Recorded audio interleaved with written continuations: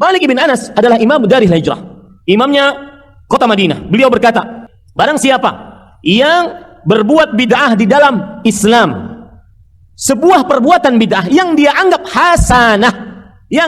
hasanah, maka sungguh dia telah menuduh Nabi Muhammad sallallahu alaihi wasallam mengkhianati kerisalahan dari Allah.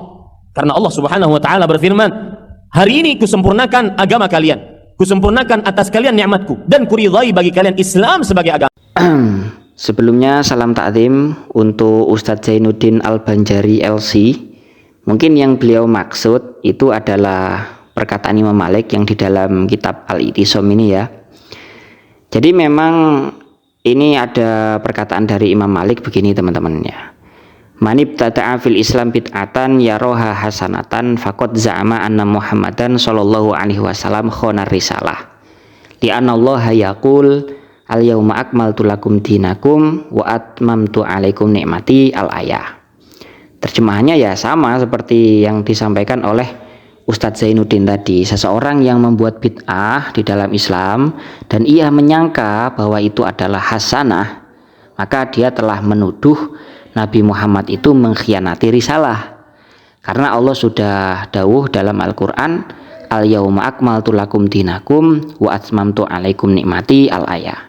Sehingga perkataan Imam Malik selanjutnya, fama lam yakun yauma idzin dinan la yakunul yauma dinan. Suatu perkara baik itu perbuatan ataupun ucapan di mana ketika itu bukanlah agama, maka di hari ini juga bukan agama.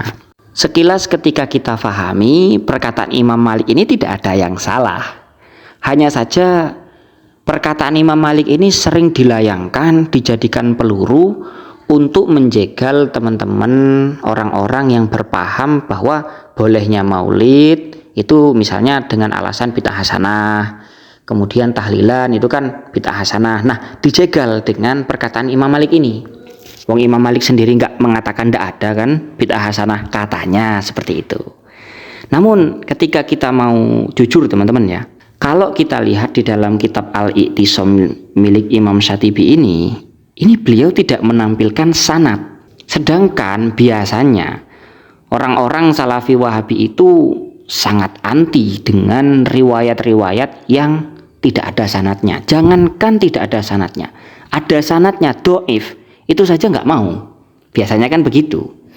Apalagi ini mau menghukumi, mau kita jadikan dalil hukum tidak adanya bid'ah hasanah, mestinya harus soheh dong, kan begitu. Mestinya itu harus soheh sanadnya. Lalu apakah benar perkataan Imam Malik ini sebenarnya tidak ada sanadnya? Ya, oke, kita lacak teman-teman ya. Setelah kita lacak, ternyata ada teman-teman sanadnya. Cuman ini perlu kita kaji bersama. Coba kita perhatikan di yang saya tampilkan itu. Ini di dalam kitab Al-Ihkam fi Usulil Ahkam, karyanya Ibnu Hazm. Kalau di yang saya tampilkan itu juz 6 Shahifah 58. Ternyata itu ditampilkan itu kan, itu ada sanadnya, bisa diperhatikan oleh teman-teman. Itu ada sanadnya, itu jelas itu sampai ke Imam Malik. Kemudian ternyata yang bersanad ini lafadznya beda dengan apa yang disampaikan oleh Imam Syatibi di dalam kitab Al-I'tisam. Kalau di dalam kitab Al-I'tisam itu bahasanya manib tada'a fil Islam bid'atan yaroha hasanatan, ternyata yang ada sanadnya di dalam kitab Al-Ihkam fi Usulil Ahkam itu man ahdasa. Ini kan sudah beda, meskipun pada dasarnya maknanya sama antara ahdasa dan ibtada'a.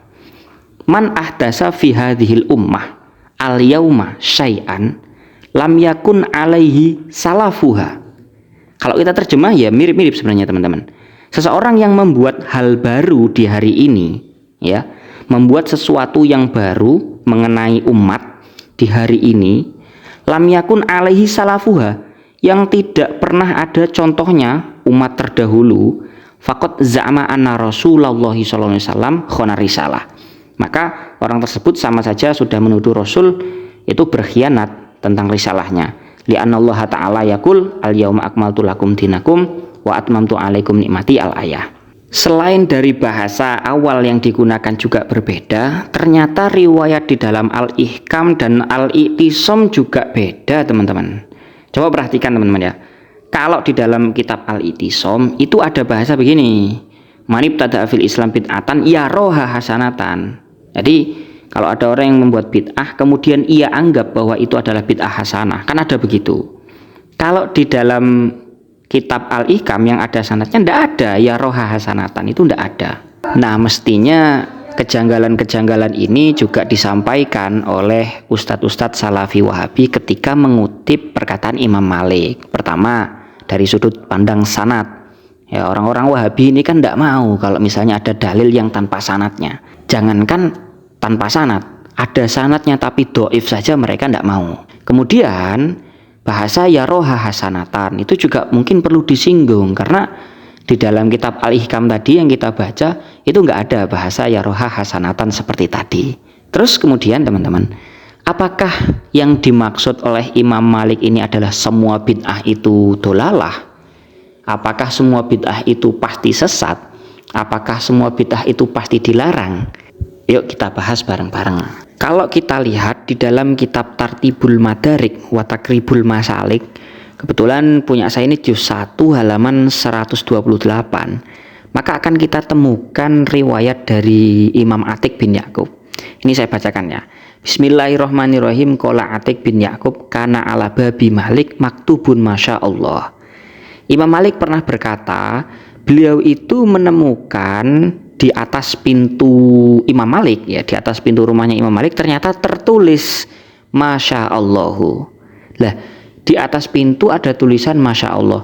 Ini kan tidak ada di zaman Rasulullah itu. Kemudian pintunya para sahabat, pintunya Nabi itu ditulisi dengan lafaz Masya Allah, itu nggak ada. Sehingga ditanyakan oleh Imam Atik. Fakilalahu fidzalika. Kemudian Imam Malik ditanyakan akan hal itu. Fakola, Imam Malik menjawab, qala Allahu walaula izdakhalta jannataka qulta masya Allah la quwata illa billah.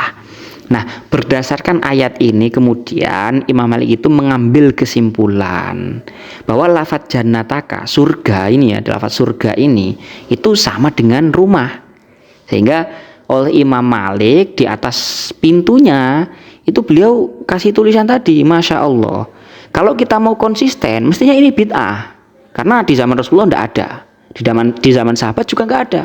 Sehingga apa yang dikutip di dalam kitab Al-I'tisam ataupun di dalam kitab Al-Ihkam fi Usulil Ahkam, bahwa maksud bid'ah di situ tidak mutlak. Tidak semua bid'ah itu dolalah, tidak semua bid'ah itu sayyi'ah, tidak semua bid'ah itu tercela. Karena buktinya ini Imam Malik melakukan sendiri. Kan tidak mungkin Imam Malik berkata kemudian ditabrak oleh beliau sendiri, kan tidak mungkin. Nah, dari sini bisa kita paham bahwa ketika memang ada bid'ah yang tidak berdasarkan dalil, baik itu dalil umum atau dalil khusus, kok kemudian disangka itu bid'ah hasanah, ya nggak boleh. Ya nggak boleh. Tapi kalau misalnya ada perkara, kegiatan, ucapan yang tidak ada mungkin di zaman Rasulullah atau zaman sahabat tapi masih masuk dalam kategori dalil umum, maka itu bukan bid'ah dolalah dong, itu namanya bid'ah hasanah. Sehingga inilah kenapa kita katakan bid'ah hasanah gitu. Semoga bermanfaat. Wallahu a'lam bishawab.